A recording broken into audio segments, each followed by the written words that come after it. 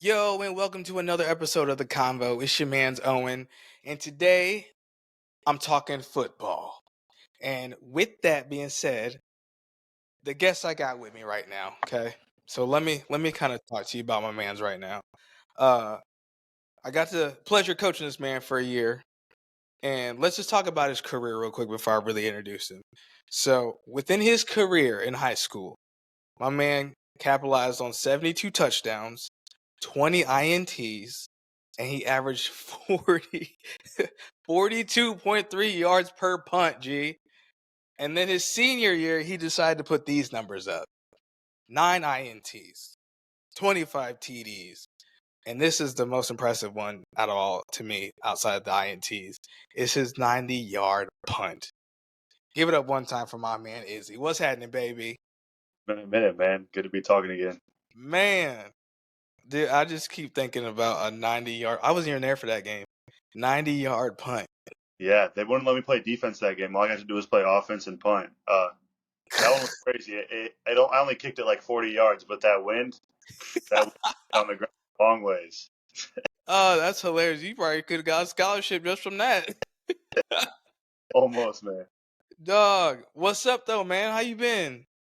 Been living, just school, rehab on my knee, um, Yeah. lifting a lot. That's about it.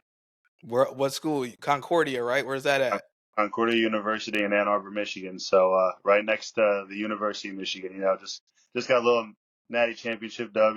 Nothing crazy, but Yes, sir. Yes, sir. What division are you guys? NAIA? so we're NAIA, yeah, but we're like high level NAIA, so we're basically like Division 2 competition. We play Division 2 teams and beat them. Nothing Yeah, too. yeah. That's what's up. That's what's up. But yeah, so today, man, we got a pretty dope episode. We're talking everything football. I kind of want to get into it and just talk about like your football career. I got to be just a quick little glimpse into your football career. Um, when did you start playing football, man? So 7 years old, I started playing for the Rocket football team in my town. That's actually funny. I I think I was probably like 5. I think I was 5. Um, I just played soccer at the time. I played soccer and t-ball at that age, and I played against the varsity head coach's daughter, I think it was, in a soccer game. And my parents are like, new. I'm like, my mom grew up there, but this coach is new to the town. And then my dad as well, had just moved there. My parents just got married, so they're like living together and stuff. And so he's new too. But my parents don't really know the sports scene. My mom was a cheerleader, so she doesn't know like all the coaches and everything for all these sports. And this guy comes and finds my parents. He asked around. Um, and found my parents and said, "That kid's fast. I want to see him on the football field." And I was too young then. You couldn't start playing until you were 7, so I had to wait a couple of years. But as soon as my mom told me that I could play football, man, I found this old Bengals helmet in my basement and put on my baseball pants and pulled them up to make them look like football pants. And I was like setting up my couch cushions and like running into them. I was ready to go, but I still had to wait a couple of years. But that's kind of where it all started. That's what's up, man. That's dope. Where did like the love of football come from? Like, Man, I did really don't know. I think it started with watching football with my dad, watching yeah. Notre Dame. He was always a big Notre Dame fan, so even from like my earliest memories are sitting in the living room watching games with him. I think that's where it all started. And like even at 5 years old, seeing that, I uh, I knew I wanted to play college football. Like I knew it was just meant to be. I didn't remember this until last year when my mom showed me, but I had this. It was like a little autobiography thing I made in I think kindergarten maybe. And in it, I said that I wanted to be a quarterback and play football. And that was before I had even started my first season or anything. It was like, I guess I just knew it was meant to be. That's what's up, dude. Like, I feel like a lot of good players have like that story, right? Hmm. Like it started at such a young age. Like, for me, um, my uncle so my mom, she had me in high school, and Right. so her younger brother played football, and when I was like 3, he was on his state championship team, and he was kind of like a big deal in our school. So like I don't know how I still remember, but like I don't remember. I just remember like looking at pictures Yeah, of his game and then being on the AstroTurf and like me being like a little tot just wanting to run up behind him, right? yeah, Um, so like I get it, man. Just like being that young, but that for me that was my influence. My uncle right. was like Yeah. got me into the game. You said it was your uncle? Yeah, That's sweet. Yeah, that's really cool. yeah. He was like nuts. He used to do like this little shimmy before he used to smack somebody. He played a strong safety. Oh, okay, was this at Jimtown? Yeah. Sweet. Yeah. It's crazy too because like people tell me like because it's like so like my senior year I played corner, hmm but I wanted to play outside. I wanted to play strong safety Yeah. because in Gymtown system they ran like a 3-4 or a 4-4. hmm So like the strong safety never played safety. Right. He always played outside linebacker. Right. Yeah. Bro, I didn't have a single pick my senior year. I was just taking heads off. Just wham, just wham. Uh, So, talk to me a little bit about like growing up and playing football, right? Man, So, start off at 7. yeah, 7. I wasn't that great. I didn't know what I was doing. I just kind of went out there and I played running back. I know I played running back. I don't remember what I played on defense. I'm assuming it was corner, but at 7 years old, there's not a whole lot of receivers and throwing going Right. on. So I don't really remember what I played on defense. I do remember getting hit one time though, and my stomach was hurting after. I don't know what it was. It just knocked the wind out of me or what, but I was like, couldn't breathe. My dad was really happy though, because that was my first tackle ever. But we weren't good that season. And then when I was 8, another year we weren't that great, but I got my first 2 picks that year. Yeah. Um, I do remember I was playing corner then. I got my first 2 picks at 8, and then it really started to turn up after that season. For Christmas, I got my first Madden game, and that's where it turned around because I learned all kinds of. It sounds weird, but I learned all kinds of like jukes and all kinds of moves and everything just from playing that game nonstop. So that You know, that kind of big turnaround for me going into the you next. know what? You know what is really slept on is Madden and NCAA. Yeah, Like the amount of education you can and people think it's crazy because it's a video game, but the amount right. of education that you can get out of those games is crazy. It changed the game for me, honestly. Like it really did. Like going into like my third year of football when I was 9, I ended up getting like my first touchdown, our first game. It was an 8. I still remember it. It was like outside. It was to the left side. We were on the left hash. Just got the kickoff, and it was like power to the left side, and I just like got the ball untouched, 80-yard touchdown. I still remember that to this day. And I remember one of the kids on my team, his dad wasn't even a coach, but he was on the sidelines, and he was like just yelling, like so excited. And that was really where it started to pick up. I think we only played like 6 games, maybe. I think I had like 6 or 8 touchdowns, something like that, and had like I remember I had a pick six, a couple of them maybe, a couple of interceptions, and that was kind of where it turned around, and I was like, yeah, this is it right here, that This is that what I Madden want to do. changed it all for me. It was Madden '08 with Vince Young on the cover. Still remember Yes. that was a good game. I missed that game, but yeah, Yo. and then kind of going on, it was I hit um 10 years old, moved up a division, and I think I played receiver and corner. Uh, they wanted me to play quarterback, but I didn't want because I knew nobody could block. I didn't want to get just smoked behind the line, so I didn't like it a whole lot. Um, and then when I was 11, it was same kind of thing. I think I played receiver again. I don't remember those years a lot. I really just remember when I was 9. That first Mhm. developmental year for me.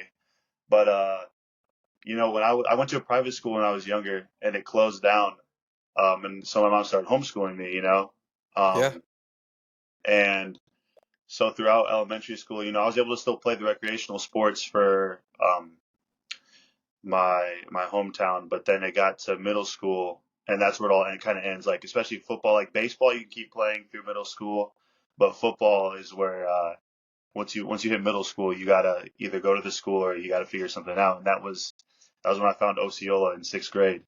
I Mhm. was thinking, yeah, I think I was 12 years old then, Yeah. something like that. Yeah, that was where I found Osceola, and that was that was kind of where I really figured out if I really liked football or not. Was that time? Because that was when it started to become more like, okay, it's not just fun, you know? Because at that point I was driving an hour away so I could keep playing football, Oh and yeah. I didn't like it because I wanted to keep playing with my friends in my hometown. But looking back, I think I learned a lot more in those first couple of years there than I would have um, back home because it was still 11 man then, but once I hit high school, they had to switch to 8 man because there weren't enough kids interested in the program. So like Mm, looking back, that move to play an hour away from home really like ended up like saving my career, honestly, in a way. yeah. How did uh how did how did you become a quarterback? Like what how did that change happen? How did the quarterback thing happen? So I came into sixth grade in Osceola. I think I was like 4'10", maybe 4'11". I like baby sniffing 5 foot. And I was playing against I had Zach Key on my team, who at the time, as a middle schooler, I think he's 2 grades over, so he was in eighth grade, and he was like six something, probably 100 pounds, and it's just like a big, because I was like 90 pounds, maybe soaking wet, maybe 100 pounds, like it was like there, it was a big jump up for me, and so I came in, I was small, so I came in as a receiver, but everybody always knew I could throw. It was like every once in a while, I'd catch a pass, throw it back, and they'd be like, "Oh, like this kid can kind of chuck the ball." Because I grew up playing baseball. That was Okay. my sport growing up was baseball. I love football, but because of my dad and his love for baseball, like that was my big thing. Mhm. And so I grew up, playing shortstop, pitching, and all that. So I learned how to throw because of that. And that gave me a pretty decent arm. And then seventh grade year, um, I think it was then kind of like sixth and seventh grade. I really fell in love with Cam Newton. I loved watching Cam Newton play, throw the ball. That was Superman where Cam. I started. Like I got the Cam Newton cleats. I started like mimicking his drip, all that. Like I was a big Cam Newton fan, and I was like I can throw. I got to start slinging the rock. And then seventh grade, we got a new coach for the middle school team, and he wanted his son to be the quarterback. And he was Of like, course. "Oh yeah, I think you can play running back. I've seen you. You're fast." And I was like, "No, I want to play quarterback." He's like, the kid's name was, I think his name was Timmy, something like that. He was like, "Yeah, I think Timmy's got it." And then eventually, like, he'd throw me in there. Kid would do all right, and then he'd throw me in there, and I would do just good enough to know, eventually show him like, yeah, I can play, I can throw the ball. So, um, I don't know why I was finally like, yeah, I want to throw the rock, but it just eventually happened. I was like, you know what, this is kind of my thing. I love throwing the ball. Let me get back there and start doing it. Like I think like being able to touch the ball every snap gave me kind of a sense of like I can really help my team out. Yes. You know, I can really like make a big impact on the game. Yeah. I remember growing up, I wanted to play quarterback, right? Hmm. I remember telling so at the time my uncle played wing, so it's kind of like a slot back Yep. and outside linebacker. And I remember coming home telling him like, I want to play quarterback. He's like, I was like, I want to play quarterback. He's like, now the Jimtown system was you just hand the ball off, Right. Yeah. And it's still like that. right? Well, it's gotten a lot better. Like the fact that they even have a shotgun package is like okay is crazy. Right. Right, it was like straight, no, no, no, like, it's all everything is just downhill, Yeah. Yep. and right, so and he was during that, like, key time.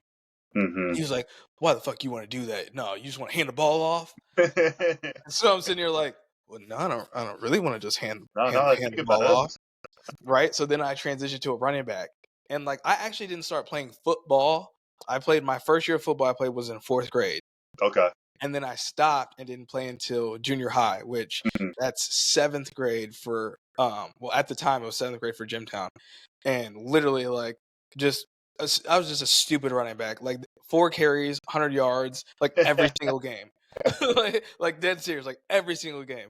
And then I got to high school and, like, everyone started to catch up to me, Right. Yep. right? Um What happens to everybody. Yeah, that was a that my sophomore year was a humbling experience for Oh me yeah. because it was like everyone's kind of fast. I mean, I'm fast, but like everyone's also kind of fast. Maybe Yep. not as fast, but they're at least or at least bigger. They're definitely bigger. Um, so like, do you have any like, I don't know, memorable moments from high school? I'm trying to think, like game wise, or Or just like program wise? Because I mean, a lot of people don't know that there are football programs for homeschooled right. kids, right? Like a lot of people just, especially like Indiana and Michigan, you either have the IHSAA or you have what's it, the MHSA or something like that. Yep. Like, um, and if you're not in that school, people just assume you don't play football. Right. Exactly. Yep. That's been a big one, is explain to people how I was able to get to college and play football while being homeschooled. I had the opportunity to transfer back to like my hometown high school. Like while I was in high school, my mom said I could do it if I wanted to, but I was like, I'm not gonna go play 8-man football. It was kind of in the middle of high school where I was like, I really want to take this football thing far, and Hmm. like it, like you can get recruited as an 8-man football player, but it's so much more difficult. Right. So the program, I first heard about it from Zach Key, who you know. We Yeah. came in together with a couple other kids from our home area that were also homeschooled, and we'd carpool every day to practice. I'm not sure how they found out about it. Maybe just a Google search. I'm not sure, but we got to see that program when it was down, like Hmm. winning 2 games a year down. Like Yeah. it was a struggle bus. We were, grabbing our pads out of a broken down like trailer in the corner of this field. Like it was definitely the trenches for sure when we first got there, and then to see where I ended up at when I graduated really was really Hmm. cool to see actually. But I think if you look hard enough as a homeschooler, you can find good programs with any sport. Like I was fortunate enough to find homeschool basketball teams as well. And you tell everybody, oh, I play for homeschool basketball team. They don't think it's competitive until they see you play, and they're like, Hmm. oh, like these kids can ball. Right.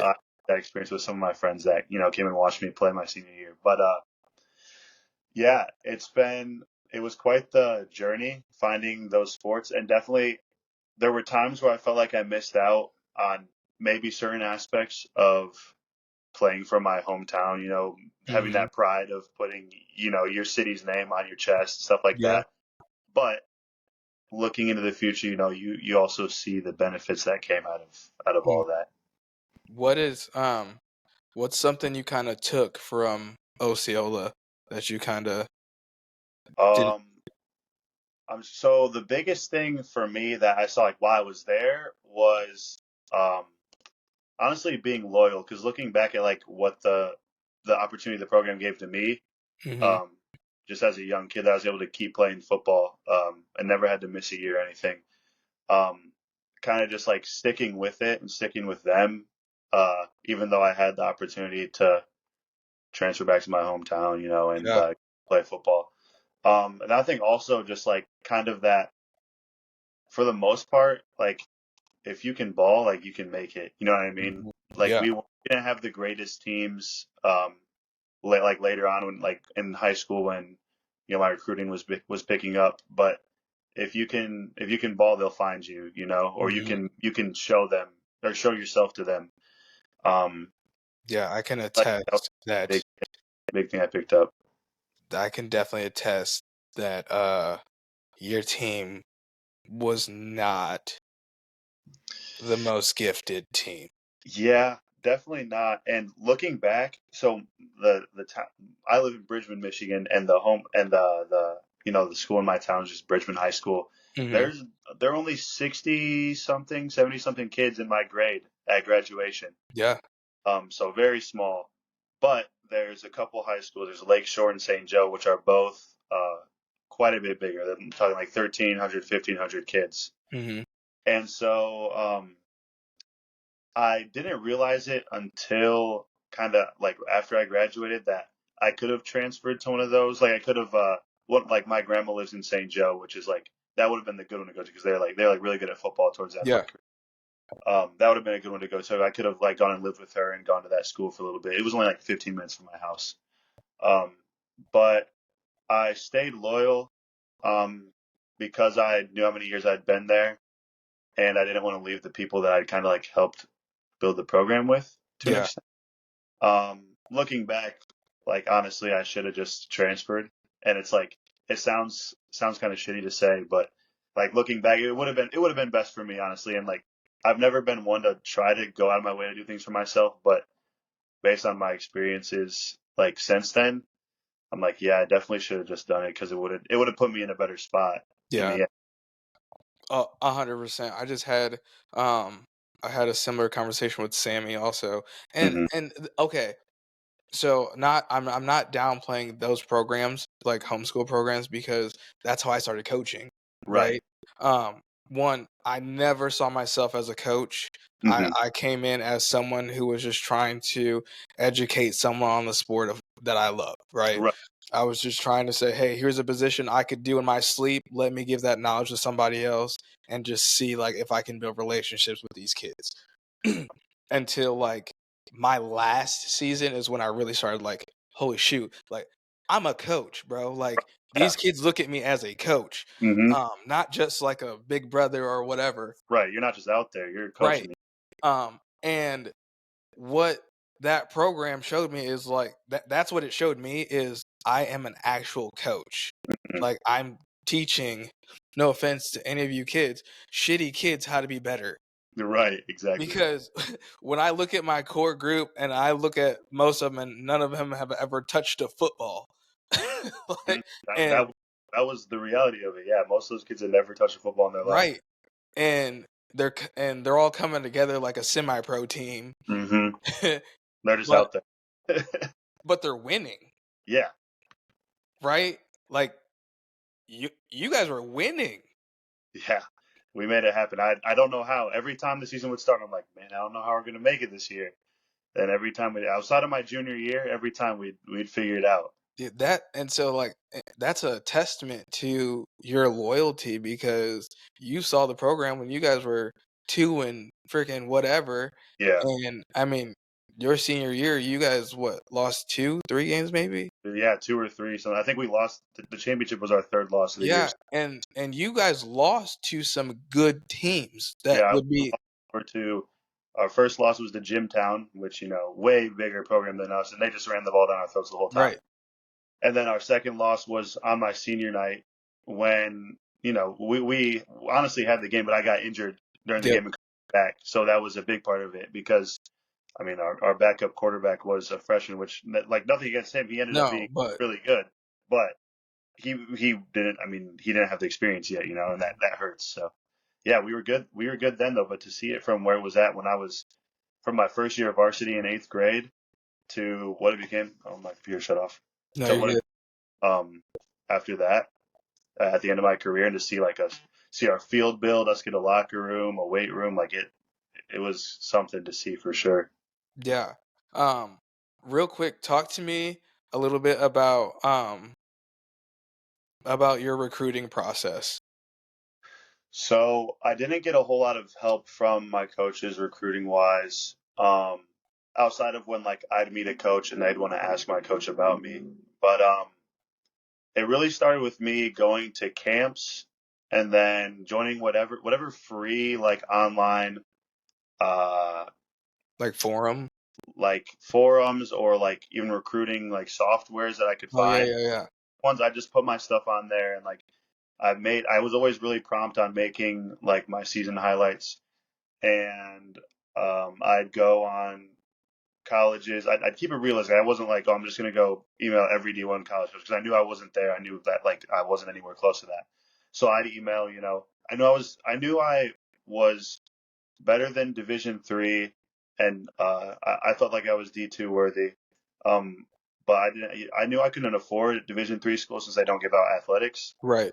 I really stayed away from Division 3 schools, even though I'd like gotten offers from them. But a big part of it was going to a team, going to their coaches page, following their coaches on Twitter, and just like I had in my notes. I probably still have it in my notes on my phone somewhere. I have like a paragraph where I'd say I'm this, here are my measurables, stats, position, whatever, and then the link to my highlights, and I just would spam that to coaches, and that was that was what helped me get my first offers. See, I feel like, and even the kids I coach now, which, okay, I will say the kids I coach now, this is probably the one benefit of going to like public schools, right? So I coach at a 6A program, which is the biggest in our state. Right, And um, one good thing about that is coaches are always coming to the school talking about, what do you guys have? right, Who do you guys have? So like that's one big benefit of, and nowhere near am I downplaying any homeschool program. If you have a program where you can get in and play ball, get in and play ball, right, right? But the benefit that public schools have is, 9 times out of 10, someone has already gone to school from there, right, right? exactly. So so um that's dope for you to sell yourself because Mhm. um that's what a lot of people don't do. Like, Ex so when I was coming up, we were never told that. It Mhm. was, you go to this school, they'll find you, right? Yep. And so like I know for me, I was an all-state honorable mention DB at Jimtown. Yeah, That they're telling me, "Hey, that's fantastic, bro. yeah. You should be." So I'm thinking like, "Dog, I'm about to get all these D1 offers. Like I'm killing it. We lost one game this season. The only game we lost was to the state champions and we lost by 4." I Yeah, go, "I'm just sitting at home just like, letters, come on." right, yeah, where are they Sitting there, I getting all the D3 offers. I'm like, "Don't nobody want that shit." Right? at? No offense to D3. No offense to D3. I'm like, man, I should be like D1, G. Like I'm for sure D1. Like I'm a shutdown corner. They don't even throw to my side. Like I'm like number whatever in the state. Like, let's go. Yeah, Bro, I'm 5'8", 160 pounds. mhm. They not looking for that. Right, yeah, You gotta and what people don't realize is you have to sell yourself mm, to get recruited.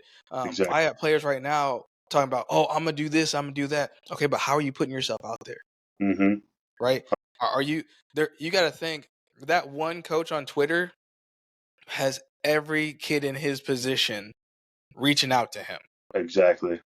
right? So like people forget that and people don't understand. Like, no, you have to, one, like you just said, you got to spam these coaches. Mhm. You got to go after these coaches and put yourself in front of them.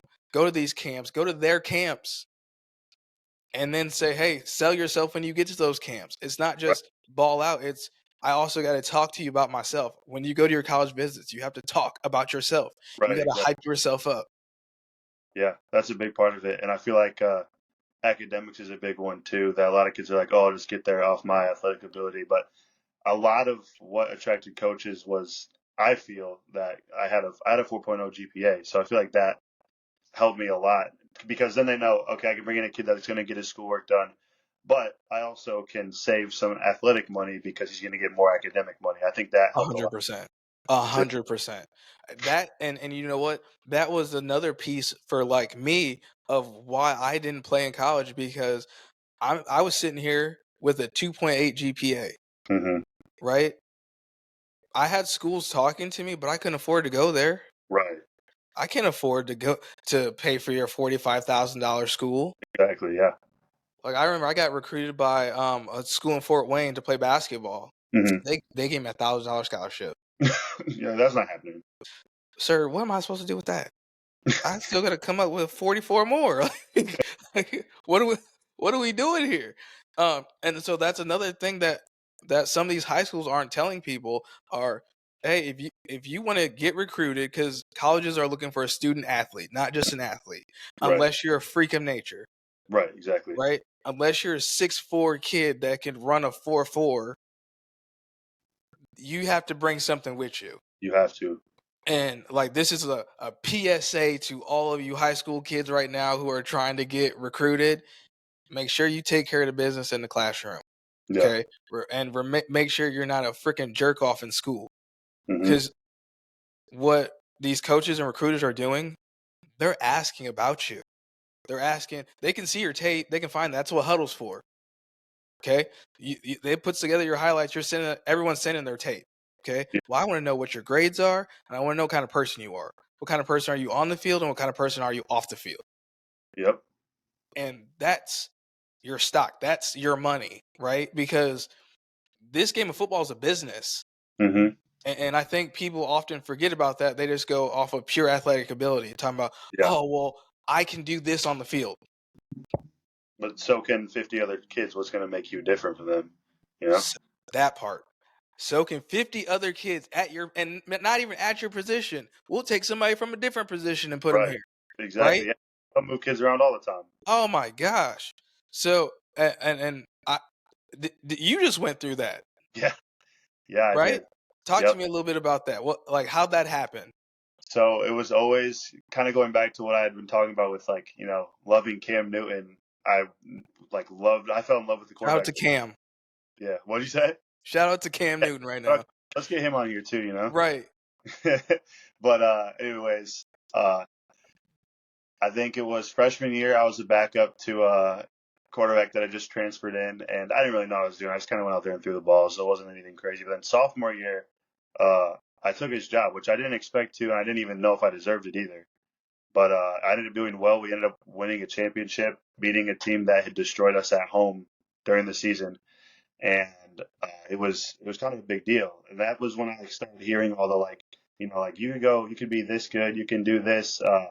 A lot of it was people saying, "Hey, if you keep up at this DB stuff," because that year as a sophomore, I led the state in interceptions for my class, Mm, and I think I had 9 or something maybe. So, mm, and that was with me not really caring. Like I didn't try, I didn't care. I mean, they also kind of had to throw it. If they're going to throw it anywhere, they had to throw it to my side because we had the other side was a D1 caliber corner as well. So it was like that also helped with part of it. But yeah, I just heard a lot of people in my ear just being like, you could be a great DB, great corner. You could like if you keep this up and work hard at it and you've put your focus into it, like we're talking like D1. And honestly, looking back, like if I would have put my focus into it, I honestly think I could have been that good too. But that wasn't my dream. My dream right. was to be a quarterback, and so that was where all my time, all my effort went into. I could never afford like fancy training, all that stuff. So I learned everything on my own. The countless hours on YouTube, Hmm. TikTok, Instagram, following people, learning from people, DMing people, asking them about stuff. Like it was like I put all my time into that. And it was unfortunate how the rest of high school panned out after that sophomore season. I had a D1 caliber running back my sophomore year, a big fullback, 6'3", 220 that could block for me. I had a slot receiver that ended up going D1, another receiver that was getting D1 offers but decided not to play football in college. Like I had everything I needed my sophomore year, and then I go from that to my junior year having kids. My every weapon I had never started or played at all on offense at all. Yep. Not my running back, not any of my receivers. Like it was a Young. big drop off, and that kind of killed my momentum a lot. Because I felt like if I could have kept going with what I had my sophomore year, like my quarterback career would have turned out Completely. astronomically different Yeah. and that kind of goes back to me, where I should have transferred schools my senior year, all that stuff. But nevertheless, um, I still kept the grind going. I was really undersized my junior year. I was only like 5'10", 155, so nobody wanted to see me anywhere close to the backfield. You know what I mean? Hmm. And that led to me discovering the gym. I started lifting with Zach Key a little bit, but it actually really started with this kid. I got my first job the summer after my sophomore year. Was sophomore year? Yeah, summer after my sophomore year was when I started lifting. Um, with this kid named Cameron Dalrymple, who now plays I think he plays Division 1 baseball. If not, it's like high D2 over in Colorado, I believe, at Regis University. And he's the kid that got me into lifting. I worked with him at this pool company, and I was like, "Hey, where do you lift at?" And he was like, "Oh, I will lift at this gym, and I got a membership there." And that kid was like my inspiration because he played for the school, like the town over from us called Lakeshore, and he won 2 state championships in high school on to play college baseball. And like seeing him and like that fact that like he was like the similar frame as me, but just had lifted a lot, so he was way bigger than me. And so that was where I learned. Like I'll forever credit my lifting journey to like starting there with him. And I tell him that all the time. But that's where it kind of started with my lifting. And I was lifting during my junior year, but didn't understand it quite yet until the end of my junior year of football. And we had like a 2.5 month break during basketball season because of COVID, and we couldn't practice or any of that. And I got big. I put on like 25 pounds of muscle in that 2.5 months, and that was like a big deal for me. So going into my senior summer, that was when I was able to finally figure out the recruiting stuff because I finally had the size they wanted. But I grew a little bit. I was like 5'11", not super tall, but I could move, so that helped. And then I was like 175, so that like boosted a lot Mhm. of it for me because I finally had like was getting to the measurables they wanted to see. And so I kept grinding with the quarterback thing. My first offer I got was from an NAIA called Sterling College in Kansas, and they wanted me to come start right away. Um, but I didn't want to be in Kansas, so I kept grinding for offers. Couldn't find any close to home. I was getting random ones in Kansas, Wisconsin, Minnesota. Couldn't get one close to home. And at the very last minute, I messaged Concordia University, and I was like, "Listen, I'm a quarterback. Like, I want to play quarterback. I know maybe I'm not the size you're looking for, but I promise you I'll grind. Like, that's all I've ever wanted to do and all I've ever wanted to be." Went on my visit and fell in love with it right away. There's nothing special about our school, but just the vibe I felt when I got here. Like, I knew it was home, and I didn't even want to leave after my visit. I was like, "Mom, you can leave me here right now." Like, I don't know why, but I love it. I'd gone on other visits, but that one for some reason was it. And I never went to any of their camps. I barely talked to their coaches. One of the coaches hit me up my junior year, and then I never talked to him again after that. And then just randomly emailed the head coach. I think it was like it was like December in the middle of basketball season my senior year, and I was like, Shit. "Listen, I want to go somewhere close to home. Like, what can you do for me?" And that ended up being my best offer. Like, I wasn't really on their radar; they weren't on mine, but they ended up giving me the best offer that I got from anywhere, and gave me the most money. And I was like, sweet, like I can be 2.5 hours away from home. I'm not in the middle of nowhere like Kansas. Like, this is really what I'm looking for. And uh, I get to camp, and I'm doing all right, but then I realized like I'm not as good as I thought, and I realized that I don't know what I thought I knew about football. Like, I basically felt like I was starting from day one playing quarterback. Yep. Like, in high school, all our plays, our pass plays were named after states, and our run plays were named after cities because, like you said before, kids that had never touched a football field were coming and playing for us, so they had to learn at the very base elementary level that they Yep. could. And so that hurt a lot from going from that to having to learn like professional play calling at a high level was completely different. And then also like having to learn how to read a defense properly because in high school I never had a line and had to run Mhm. around everywhere and just Mhm. find windows. Having to learn how to sit in a pocket because again, never had a line, so I never knew how to sit in a pocket. I knew the technique stuff like drops and all that, but even like my form. Like, I learned new things about my form every week. I was learning like a little tweak about how to hold my fingers or how hard to hold the ball or my like my arm slot. Like, every week I was learning new stuff to where I was like, man, if I could have just learned this early on in high school, like my career would have been way different. And that also came with, with the growing pains as like, I try out a new technique and I'm still not used to it yet. So now I'm not doing as well as I could be if I was using my old technique, but I know in the end Mhm. that's going to help me out. And so I actually performed well. We had like JV reserve games, what they called them, where Yeah. like an inter squad scrimmage. So like the kids that didn't play in the big games on Saturday would play on Sunday against each other. They like split up the teams evenly. And I don't really like to brag on myself, but I played well. Like, I balled out in those. And I was like they got to see something with me, and didn't really get props for it. Other kids would get props, and I didn't really understand why, and it really frustrated me. So I was like, okay, I just got to keep grinding, put my head down. All I can do is grind. I can only control myself. Um, didn't have the greatest offensive coordinator. Definitely was too complex of an offense. And so we got a new offensive coordinator going into the spring semester, my freshman year. And I redshirted this year, so it was it was just all a learning year for me. Um, and then I went into spring ball. Really had started like honing in on my skills, figured out my technique and form, had that down pretty well. Was excited to um, kind of like ball out and really see what I could do.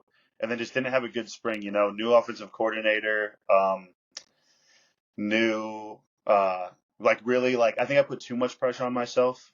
Instead of being able to learn and enjoy the process, I put too much pressure on myself, knowing that like last year our starter had gotten benched multiple times, knowing like, okay, because at first I thought this kid's immortal, there's no way, and then I Right. saw like, okay, this is attainable, like I'm right there, and so I put way too much pressure on myself and made spring ball like hell, because it was just Mhm. like I had such high expectations, like I had to do everything perfect, and then my perfectionist mentality got in the way of everything and kind of ruined it all for me. But I didn't have the greatest spring ball. Had my moments that I did well.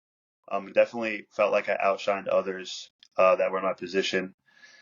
But I eventually got to the end of spring ball, and I was like, man, not doing so great. I didn't have very great stats because I started keeping practice stats, which I wasn't a big fan of, because practice is where I would experiment and try new things out. So I didn't always Yeah. do the greatest, but it's because I was trying to learn new things to get better. So I wasn't the biggest fan of it, because it ended up making me look bad, because I didn't like I would never take check downs. I would never like I tried to fit balls in the tightest windows because I Mm. wanted if I could do it, and work on it. Yeah. But so like that didn't help me out in the end. But I sat down with our offensive coordinator, and he was like, you can definitely play quarterback, but you have a lot of developing to do. Like I knew that, he knew that.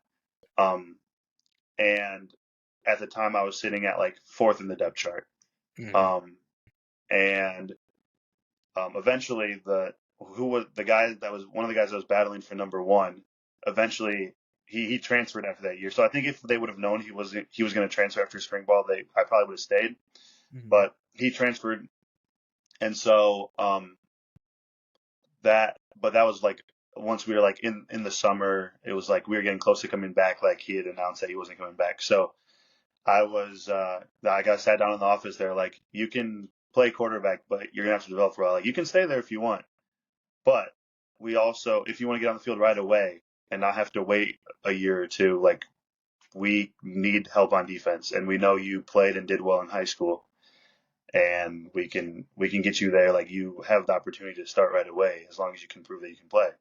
Mhm. And they're like, you could play running back if you wanted, but I said, there's no way I'm stopping a 230-pound linebacker coming to the ball. Like, Right. that's not happening. And they said I could play linebacker too if I put on enough weight. And I was like, not blitzing the A gap and getting destroyed by a guard. Like, it's not happening. Right. So I'm comfortable with corner. Like, I've played that before. And they were like, they had told me, even like, I don't know if they were just trying to blow smoke up my butt, but they had told me like, you're like, I'm almost too athletic to play quarterback, because it'd be kind of a waste making me sit in a pocket and throw. Mhm. Um, which my teammates had said that too, and they said like strength wise as well. Like, I mean, I was benching 300 as a freshman, and I was like 180 pounds. Like, pound for pound, I was the strongest on my team. I think bench and I think squat wise as well. My squat was like 405, which wasn't anything crazy, but strength wise, I was there. Like, that's why they said I could play linebacker, because I was strong enough. Right. Uh, they're like, we kind of feel like we're wasting that strength and athleticism, making you sit in a pocket when you could be, causing problems on the other side of the ball. And I was like, I mean, I get where you're coming from. I was like, what, I'll do it. And it was hard for me because of all the people in high school that had told me like, oh, you can play corner. Like, we know you can be a really good corner, but quarterback's probably not for you. So that hurt. Like, for a couple months, I was kind of hurt. I was like, man, like I felt like I let myself down. You're like, damn, And they were right. I kind of embraced it. I was like, man, like these practices at quarterback were pretty boring, just sitting around most of the time. Like, I get to finally go hit somebody. Like, that's what I've been waiting for. And it was crazy because in high school I never hit. Hated hitting, hated Yes, I tackling. know. No, like that. You saw me. Like, I didn't hit. Part of that was because I didn't want to get injured and have I to. know. I know. I Like, know. but I also didn't want to hit. Yeah. But I finally got to that point. Like, it was more so my senior year. Like, I kind of learned how to hit, but then I got to the point where I was like, man, like I just want to hit somebody for real. Like, in college. And so I was really excited. Eventually, like after I got to that like wallowing stage of being like, man, like I really let myself down. I was like, okay, like I can either sit here and like cry about it, or I can make something out of it. And I committed myself to making something out of it. I was committed to getting faster, because originally I just wanted to have, enough weight that I could manage myself in the pocket. But I was like, I'm trying to get fast, be strong, lean, all that. And in switching positions, I knew I had to get that extra work in. So I moved up here like a whole month early um, before camp. Left all my friends back home, and I was like I have to do this for me, like if I want to play. And I get to my second practice and tear my ACL running just in a straight line. I was trying to cover somebody over the top, and they caught the ball. I went to punch it out and lost my balance going forward and just hyperextended my knee. Boom, done. Ugh. And I never envisioned myself being that person. Like I knew all kinds of people. Yeah, you're good. You're back. I had never envisioned myself being somebody that would have to sit out. I'd never had to sit out a season at football ever. Right. For I think this year would have been my 14th season of football. Like never had to sit out ever, and that was big for me. Because I didn't even know I tore it at first. I went to the trainer because our football trainer wasn't in town at the time because there's only like 30 kids maybe that are up here in the summer practicing. So our trainer wasn't here. I saw the volleyball trainer. She wasn't sure because of all the swelling I had. And she was like, just wait it out, take it easy. And so a week later, I practiced again. Mm-hmm. I had On no a torn idea. ACL. I was cutting, running, jumping, all that. Just didn't know. I thought I had a bone bruise or something. And I finally get to see my trainer. He's like, I think you tore that. He was like, but let's get you to the doctor. He can let you know. Get to the doctor a few days later. He's like, I'm pretty sure you tore it, but we'll get you an MRI to make sure. I get the MRI. He's like, yeah, clean tear. I'm like, are you sure? Because like I was out here practicing, cutting, juking, jumping, all that. And he was like, yeah, you tore that. You can get surgery or you can play on it, brace it up, and potentially tear everything. It's up to you. I was like, it's my Tear everything. I was like, I still have 4 years of eligibility left. I'm not gonna waste one being injured. I might as well get the surgery. So got the surgery. I've been rehabbing that knee since August when I got the surgery. Still have 4 years of eligibility left, and things are kind of looking up now. I'm excited to finally get out there and hit somebody, especially seeing like how our season went, barely missing playoffs, getting beat and having teams dance on our field. Like that's just like, Come on, it hurts man. my heart. Like when I'd see one of my teammates get punked on the field, I like wanted nothing more than to be out there just to have their back. You know what I mean? Like Yeah. not even Yeah. not even about playing. It was about being there and like getting a lick back the next play for my teammates. Just because like I had that like just that love and desire to be on the field and play football.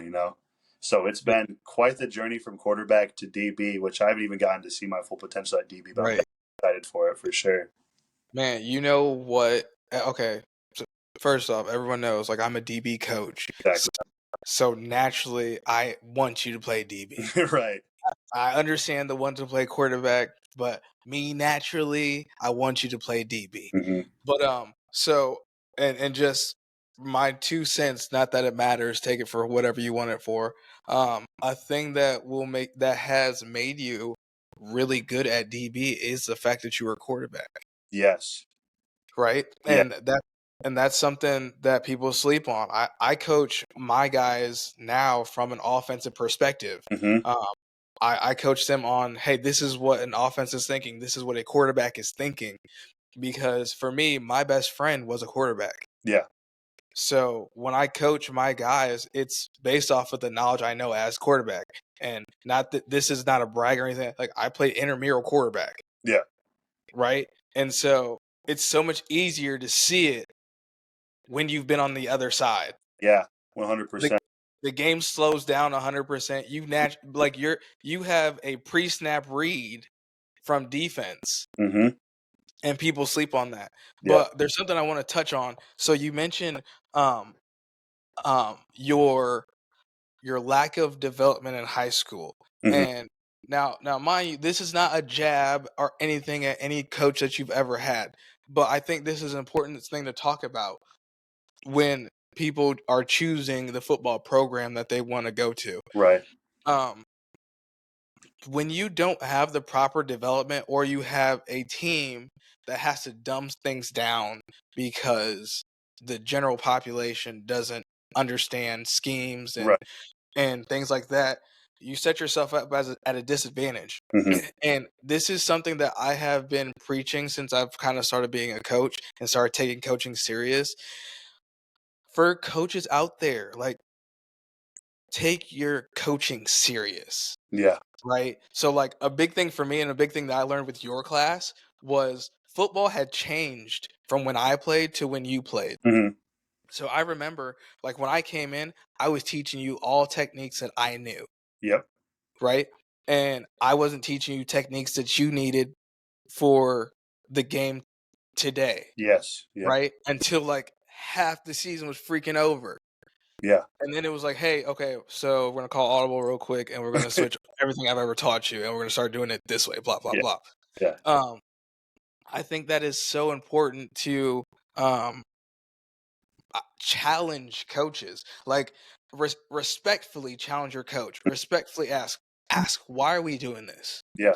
Right? I tell my players all the time, like, if you have a question based off of something I've said, let me know. Because one, what that thing does is it makes me go into my bag and have to figure out, like, okay, am I coaching this kid correctly? Am I putting him in the best position? Blah blah blah. And for me, that's where I've grown the most as a coach, is understanding who I'm coaching. Hmm. Right? If I have an Izzy who's been a quarterback who understands the game of football, I'm going to coach him a lot different than I have John Doe over here who's never seen a varsity game in his life. Right. That's another thing too that you touched on, is when you have a squad that hasn't played varsity, that's a whole different challenge, Oh yeah. right? So last year what I dealt with was all of my kids that I had never touched a varsity game. Mm. They had no idea what that's like to play Friday night under the lights. Yeah. And because JV, when you play on Saturday, it's JV. Like, it doesn't really matter. The you want to win, but the record doesn't matter against anything. Hmm. And so I remember telling one of my players, I was like, "Hey, listen, these are things that's going to happen in the game that you aren't going to be able to control." I was like, when those lights come on and that first kickoff happens, your mouth is going to be dry as shit. Yeah. Yep. Like, your mouth is going to be straight, just cotton. Hmm. And I remember one of my players, he came out the field, he was like, "Coach, you wasn't bullshitting about that." He was like, thought you was BS, but um, but it's funny that I talked to like prior players of mine that I've had in the last few years, and at first, right, when I'm talking to them, they're like, "Why are we doing this, bro? Like, why is this little stuff necessary? Like, why are we doing these things?" And then by the end of the season, they're like, "Yo, we didn't think you knew what you were talking about, But you do. but like like I like I said, I'm at the highest level in 6A and I talk shit as a coach. I I truly believe as a coach there's no coach that coaches DBs better than me. Hmm. Um like I've been in many meetings where I said, "Who is better than me?" Nobody. Nobody is better than me at this position coaching. Um but I think it's so important that when people are going through their recruiting process to also interview coaches. Yeah. Like you're saying, like, I wasn't getting a whole lot of offers, right? But what you have to do outside of also selling yourself is just like a job. I got to make sure this job is the right job for me. I got to make sure this is the right program for me. I was talking to another player who he's upset about where he's at in his program. Well, the program's not the right program for you, Hmm. right? Some people take these first offers and go, "Hey, that's a good offer. I'm going to take that." Yeah. But they have no idea what the program, what the scheme is. What they haven't talked to a single coach and talking about, "Hey, what are you going to be teaching me? What am I going to be learning? Like, how can I be effective in this program?" Hmm. I feel like a lot of times, like, kids just jump into these programs Hmm. because it's a chance to still play rather than Yeah. interviewing that coach, right? Have you got to sit down with your DB coach and kind of just pick his brain? Yeah. So definitely in the recruiting process, that was a big part of it. I did ask a lot of questions. Like a lot of kids just sit there, listen to the coaches, gas them up, tell them like, "Oh, you can do this. You'll be great at this." Yada yada. But I did make it a point, and my mom did too when she was in on meetings, to ask the coaches the important questions like, is my kid going to come here and just be a number, or am I going to come here and actually have meaning? Like, even though I was one of the last DBs or the last quarterbacks on the depth chart, I still felt connected to the team. I didn't feel like I was an outcast or anything just because I wasn't playing. And that was a big thing for me. And I could tell from the start, even on my visits, that that was the case. And yeah, asking my um, coaches, the right questions coming in was a big part of the recruiting process that I think a lot of people don't. talk about. But even my relationship with my coaches now, like I can see my coach and just have a normal conversation. It's not like a yes, coach, yes, sir, kind of relationship. Like I can just talk to him like my head coach. I was sitting in like our little like snack convenience store area of our school, and he walks by and we just strike up a little conversation about how the weather's been and how he doesn't remember being this cold in 10 years or whatever. Like just a normal conversation where most kids are like, hey coach, and walk by, like very, Yeah. very personable. My DB coach, I could just walk into his office and shoot the shit with him if I wanted to. And it's personal like that. And that, going back to what you were saying about coaching, I think that was a big reason as to why you've been successful as a coach too. Even though it may not have been a very long career, I was able to relate with you very personally, and Mhm. we'd stay until it was dark after practice and talk in like the parking lot or whatever. And like I think that's a big thing that can make you a great coach as opposed to a good coach is being personable with your players. And I appreciate that a lot from every coach I've had. You know what I mean? Yeah. That's been a big part of it as well. That's super dope because I know you and I, we did not get off on the right foot. We Oh, was not we were not fans of each other at all. And I don't know about you. I always liked you. I always liked you from the start, but dog, you get on my ass. listen, listen. I was like, bro, I don't know about this kid, man. Like he getting on my nerve, bro. And the reason why you bothered me so much, and I told you this then, is because like I was you. hmm Like I remember being that kid. I remember being you.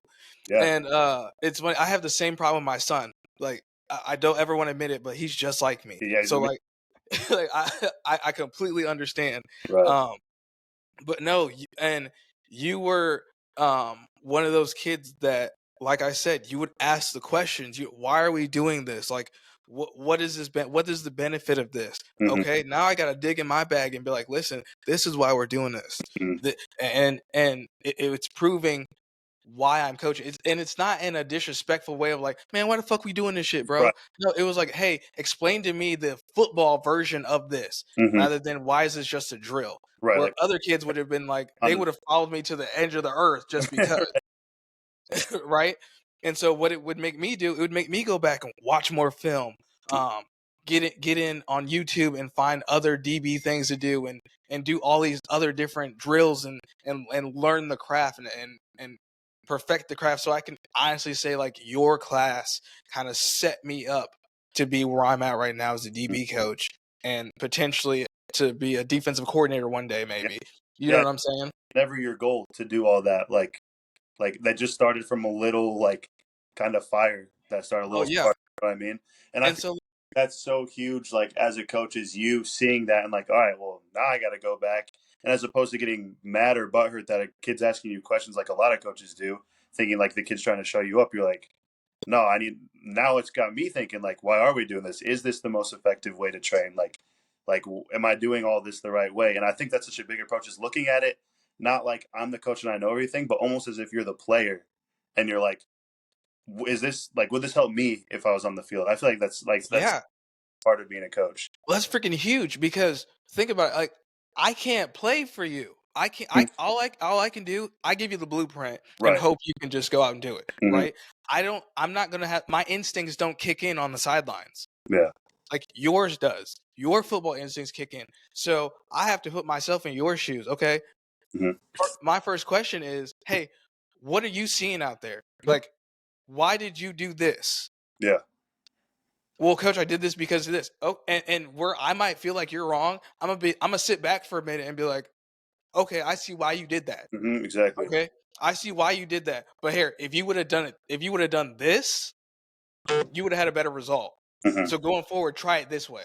It might not work, but it might work. But we can see, yeah, see how it goes. Yeah, Right. that was like And the freedom that you brought with like playing the DB position helped a lot too because it's like like we can try that out, and if it doesn't work, it's like I told you so. I told you to do it this way, but if it does work, let's keep doing it that way.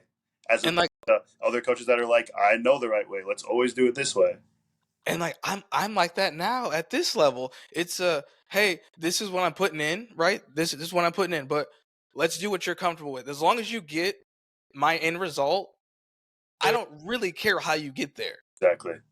But if it doesn't work, now we got to go back to my way. Now we got to break it down and do. As long as you're doing, to me, this is my biggest thing. As long as you do the little things right, you just go out and ball after that. Yep.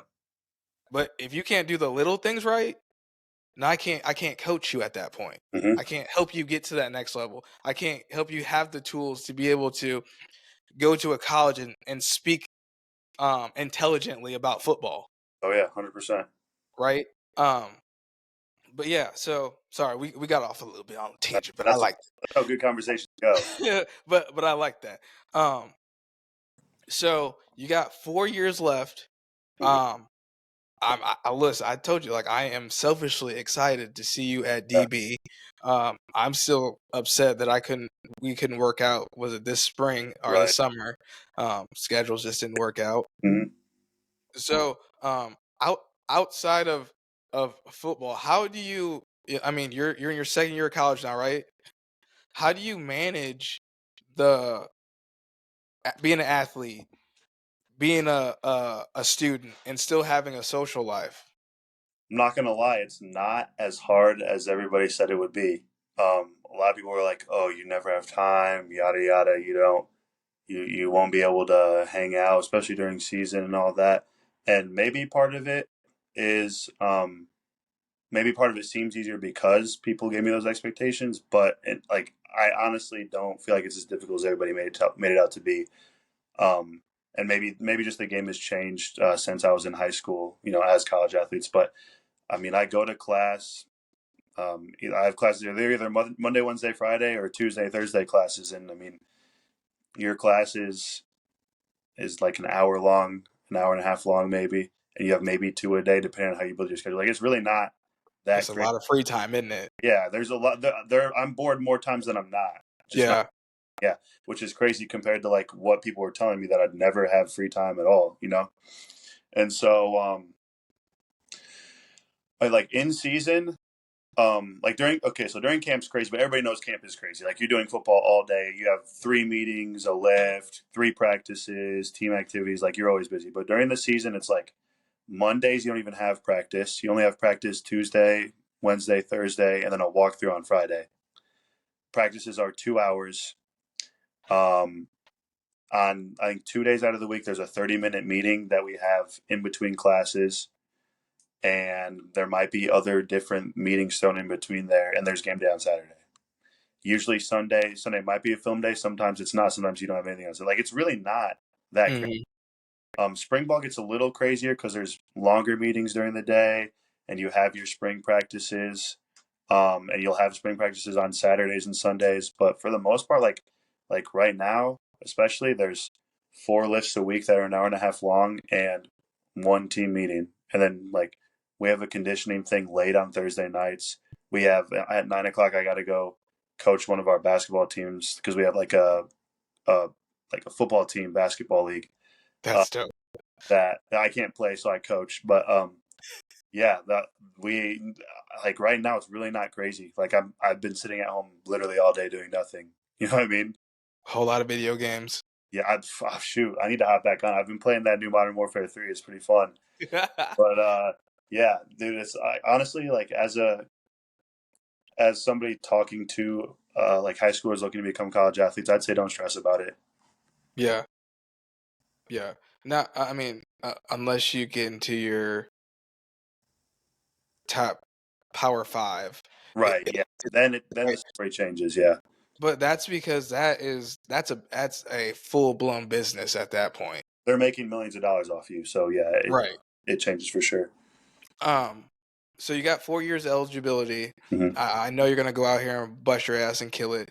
Have you thought about what happens after football? Yeah, definitely. So I'm an exercise science major.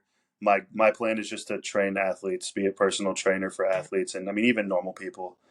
Um, and that's really just my goal. Nothing crazy. I have been. It's kind of weird, but I am really interested in real estate. Real estate makes 90% of millionaires, Yep. and you can get into real estate. I might go off on a tangent a little bit, but you can get into real estate with virtually zero capital by finding distressed properties that need to be flipped for like real estate investors that have millions of dollars to invest in it, like companies that buy houses and flip them within a couple months, all that. You can get paid to do that. So that's kind of what I'm trying to get into right now. I've been kind of slacking on it, slash kind of nervous to start, but that I want to be a big part of my career, hopefully soon, but definitely once I'm out of college.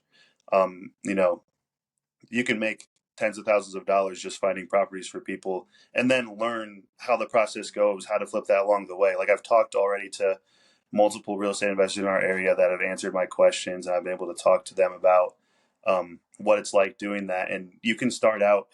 I mean, once you know how to find these properties and get them to people for a good price, and they pay you for Mhm. that, you only have to do really maybe 10 deals, if that. If you save your money right, you can then turn around within the year of, if you stay consistent and learn how to do it within the year, you could have enough money to save to go get your own little property, maybe get like a 2 bed 1 bath house and flip, Yeah. make profit. So like that's a big thing I really really want to get into, because that's a big money maker for everybody. Like any millionaire you meet, I'm sure has rental Oh, property, yep, for all that sure. stuff. So that's something that like I want to be a personal trainer, but that's something I want to get off the ground like starting soon, because I can, be my own boss, do that when I want, as often as I want. Almost, I can pretty much make the money I want too. Hmm. So that, yeah, personal training once I get my degree, and then also investing in real estate is something that I really look forward to being a part of my career, and then just seeing where it goes after that. Yeah. I can tell you just from being in banking, a lot of the people that I talk to that have money, um, in some shape or form have some sort of real estate, um, that has got me churning. The Oh, only difference between me and you is I have a lot of liabilities, right. right? So what I guess my big bro advice for you is get into it now Yep. and get into it with both feet and fail at it. Hmm. Because you can afford to fail now. Exactly. Yeah, you're like, it's hard at your age when you got a family to take care of. You can't just stay Right. like that. You got Yeah. to do what you got. Like, as much as it sucks, you got to stay with what's comfortable. You know what I mean? While Yeah. I can still, I'm at the age, I'm getting close to where I need to get out of it, but I can still like fall back on my parents if I need to, if I were to get in a pinch or something. Business wise, be as reckless as possible Mm. at your age. Yeah. Um, like me, I everything I have to do is strategic. Yeah. Everything I do right now has to make complete sense, right? At your age, just dive in and learn as much as you can. So then by the time you're 30, you've got 10 years in the game already. Right. Yeah. And I can have it all figured out. Boom. And you said, man, my first 5 years, I failed like a motherfucker with that shit. Hmm. But now I'm good. And now Yeah. you can start your family, you're financially free, like blah, blah, blah. You've got it down. You got your cadence. Everything is Right. just popping. And then on the side, I got a degree in exercise science. If I want to go walk in any gym, I go to any gym, or don't even have to walk into a gym. I can just say, hey, I'm a personal trainer. I'm accepting clients right now and I'm Yeah. training people. Boom, And you got it right there, just because of my degree and all that. right there. Like and especially in the fitness world, like it's easy to pick up the fitness and just go, "Hey, I can make money. Hmm. Trust me." Yeah. Yeah. Definitely, yeah, and I'm excited to see where it goes. And that definitely helps a lot, hearing that, like, just to go head first, because like I'll get nervous and be like, well, what if I fail and then I waste all my time doing this? But I've thought about it enough and done enough research on that. It's like something that I'm so determined to succeed in, that I might fail and fail and fail, but eventually Yeah. I'm gonna hit it, and I'm gonna hit it big. You know what I mean? Like There I can there already. is no wasted time. Yeah. At your age, there is no wasted time because all it is a straight learning. Yeah. Whether it be, "Oh, I was in a relationship for 2 years." Okay, but you were in that 2-year relationship. You didn't waste 2 years. You learned 2 years worth of a relationship. Yeah. You were at you said let's say you worked at freaking Anytime Fitness for 2 years and you learned, "Hey, this might not be what I wanna do." Yeah. That wasn't wasted I didn't waste time. I learned in 2 years that I don't wanna do this, Right. Yeah. or I really wanna do this, and this is what I wanna put all my focus in. Hmm. So, like, don't ever look at at your age, don't ever look at, "I wasted time." It's, "I took time to learn."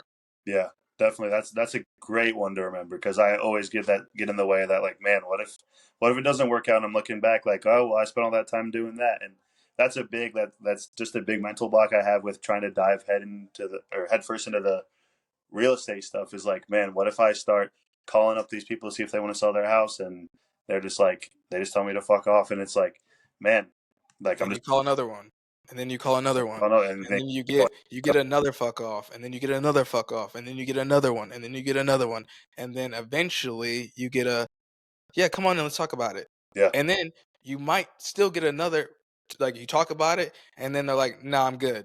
Okay. Do you know anybody else I could talk to? hmm And then you just keep failing at it. And when you fail at those things, right? You fail at it, and then you go, "Man, okay, why did I fail at that? What went wrong there? right. What can Okay, I do? that went wrong. Okay, so I'm gonna try it different next time." hmm And you just keep doing that until eventually people can't say no to you because you've done heard it. You've heard it all. Right, and it doesn't affect you. Like I've done some of the like cold calling and stuff for these houses and stuff before, and it's like that it hurts every time somebody's like, "Nah, leave me be," like, "Don't ever call me again." How's you going? Like stuff like that. But if you keep pushing through that, it makes that first win even sweeter. Oh man, every no is one step closer to a Exactly. yes. Every time. And I'll tell you this as a little piece of advice. If if what you want to do scares you, if you're like, yo, this is like mad scary, that's what you got to put your focus into Yeah, because that's what's going to be worth it at the end. most definitely. Yeah, I completely agree.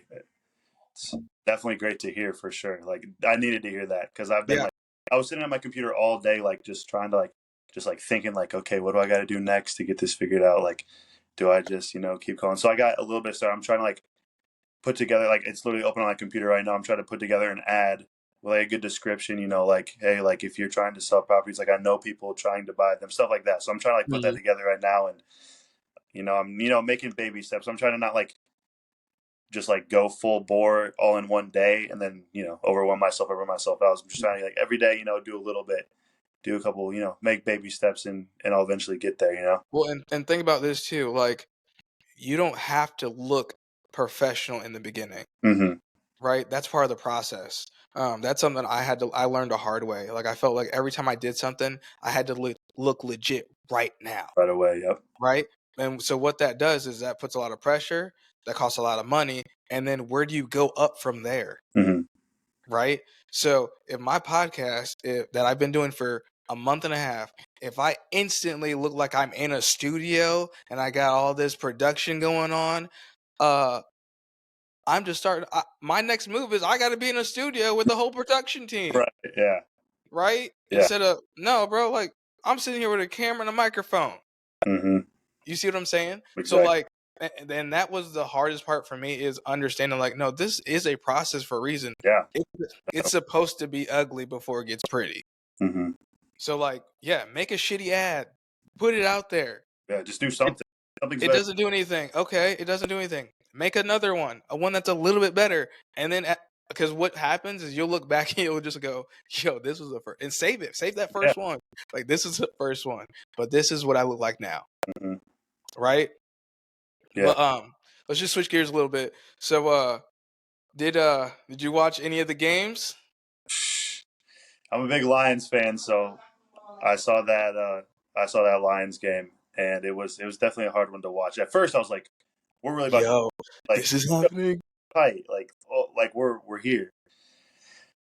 Man, if only would have stayed that way. I was hurt. Like I was really hurt. Like that hurt my soul. But yeah, not. I mean, I don't always agree. I feel like they could have kicked the field goal one of those two fourth downs they went for. But I also understand from a coaching standpoint and a philosophy standpoint, like you've been going for it on fourth down all year, and that's what got you there. Yep. So like it's hard to just back away from it and be like, yeah, we'll just kick the field goals. Like and like looking back, like yeah, they would have helped. But I also understand, like, man, that's been your bread and butter the whole year is going for it on 4th and 7 or whatever and converting it still. Well, this is my thing, right? Uh, if it would have worked, that's not even a conversation anymore Yeah, because it worked, right? If it would have worked, yeah, yeah. we would have had a Nobody thinks, oh, what if they didn't? Like, if they would have made it, nobody's gonna be like, oh, what if they didn't make it? Because they would have, right, you know. right. Man, I was so excited for the Ravens game Mm-hmm. because so I love Odell Beckham. Yeah. Yep. Like that's my guy, right? And I was like, bro, we're gonna get him to the Super Bowl. He's gonna get another ring. He was supposed to get MVP his last game. And to watch, I've never contemplated like the NFL being scripted or anything, but like with social media now, that's all you hear. It's Right. like, Yeah. oh, NFL scripted, NFL scripted. To watch the Ravens in the Chiefs game, like I sat back and I go, maybe this is scripted. Yeah. No, I agree. Like when I see Lamar Jackson that has had almost like 1,000 yards rushing this year, not run the ball in open space and sit in a pocket and try to put the ball in places that he doesn't try to put the I'd say the same thing about Dak Prescott. Dak Prescott was just forcing stuff that he hadn't tried to force all year. Right. And I'm sitting here like, yo, this might be scripted. Yeah. I felt Because the Lions game too. Like seeing professional receiver dropping wide open balls that I'd never dropped those in my life. I've never dropped anything like that. Being like, they're like, how? And it's got me thinking like, I don't know. When you have a lead, when you're a professional sport and you have a lead like that, and you are literally that first half, all they did was they dominated on every facet of the ball. Yeah. Right? When you watch that game, you would have never thought at the end of the game they were going to lose. No, not at all. I wouldn't have thought they weren't going to score in the third quarter and not score until the last minute of the game. Like I never would have imagined that. Would have never, because where does that happen? Right. That doesn't, like, in any level of football, that doesn't really happen that often. So halftime, the 49ers were just like, we got to figure it out. Yeah. Apparently so. So it makes me think, like, who knows? Maybe it is a little scripted. But I also think, like, if it is scripted, why wouldn't the script want the Lions to go from being piss poor the past 2 years to all of a sudden be in the Super Bowl? Like, I feel like that would be a great story. But it would. But Brock Purdy's story is also a great story, being Mr. Irrelevant or whatever. You know? You see what I'm saying? Yeah. To being backup, like what he was like fourth string backup. Everyone and their mother got hurt, and then he started playing, and now all of a sudden he's taking a whole ass team to the Super Bowl. Yeah. Like, and then the whole Kansas City. Don't even get me started on Patrick Mahomes. He's kind of getting on my nerve. Yeah, I'm tired of seeing Taylor Swift every time something happens. Yes, it doesn't. I don't care that she's here. Right. Like I don't care. Has no bearing on football whatsoever. Why is she such an important part all of a sudden to football? Right. Just because she's like, I don't know any other football player's girlfriend that shows up on the screen all the time. No. When Michael Jordan was there and he sponsored a whole no, wait, he was at the Michigan. That was a Michigan game. Just kidding. Disregard that last statement. Disregard. But yeah, like she has nothing to do with this sport. At all. Like nothing. But they score a touchdown, the first thing they do is pan to her. Like what? Like who cares? Don't nobody care about Tay. Sorry, Taylor. Yeah. Apparently in our house we hate you. This is on my son's podcast. He was saying he didn't like you neither. But like, man, like I literally just look back at the Ravens game and I instantly think like their offense has every weapon. Yeah. They had their third string running back rushed for 1,000 yards last year. Why didn't he touch the ball once in this game? Yeah. Why did Dalvin Cook not touch the ball once in this game? Yeah. Why did they wait till the fourth quarter to finally start hitting Odell? Right? You guys have so many weapons, and you had the number one defense in the league, and you couldn't do anything. Patrick Mahomes didn't even have any big plays either, other than their last play. No, it was a 17-10 ball game, which nobody would have expected with both those offenses. Yeah, 17-10 ball game. I tell you what, the end of that game when Patrick Mahomes threw that last first down, I was cussing at my TV as a DB coach. Yeah. Because the number one rule of the DB is don't get beat deep. Yep. And that fool got beat all the way deep. Yeah. And it's hard to see. Or like when the Lions DB has the ball bounce off his face mask right into hands. Bro, right in his hands. Or like what?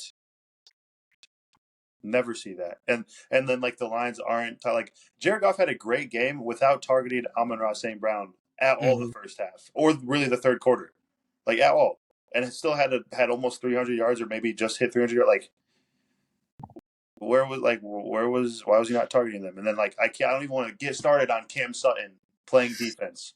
It's I can't watch it. I'm pretty sure me with my half rehab ACL could beat him on a deep route. Like it's hard to watch.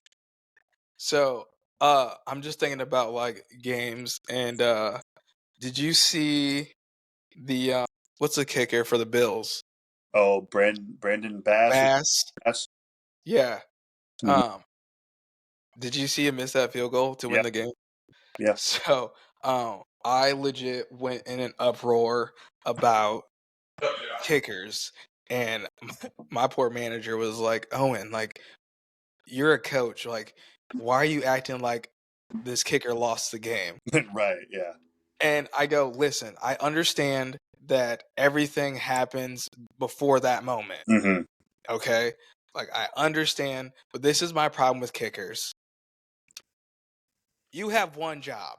Yeah. Like you get paid X many dollars for one job. Your practices, like you don't need to know who their main players are. You Mm-mm. don't need to know a scheme to a game. You don't need to know anything other than put the ball through the uprights. Right. When you put all that together, now I understand the pressure of winning a game like that. Hmm. Okay, I understand that pressure.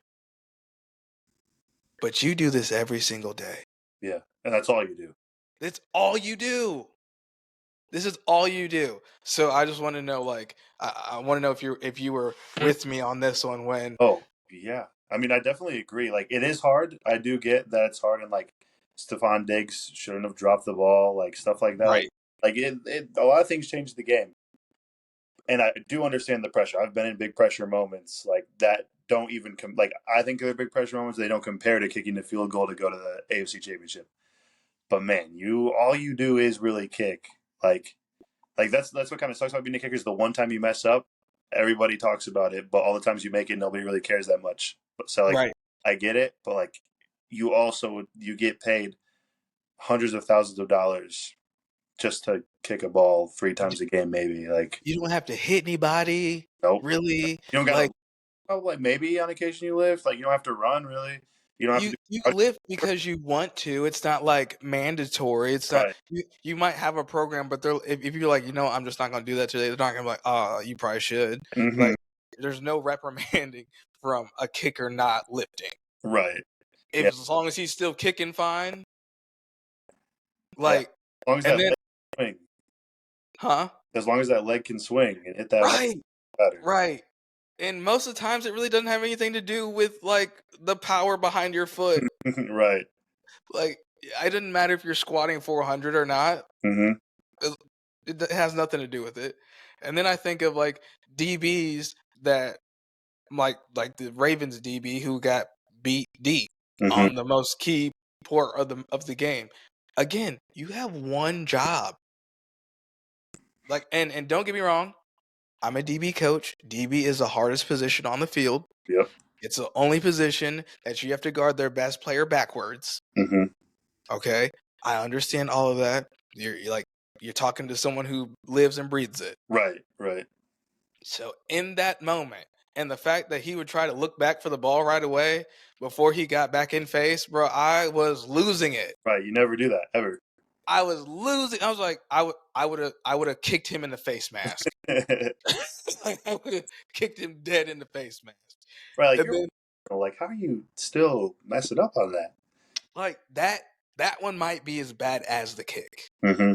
in my opinion, Yeah. because it's just like you just said. Like you might had a great game, but at DB, the one time you mess up, everyone sees it. He sees it. Yep.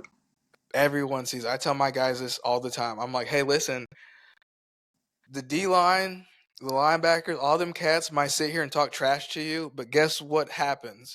Guess what has to happen for a running back to get to us? They gotta all miss. They all have to fail Mhm. before they get to us. Okay.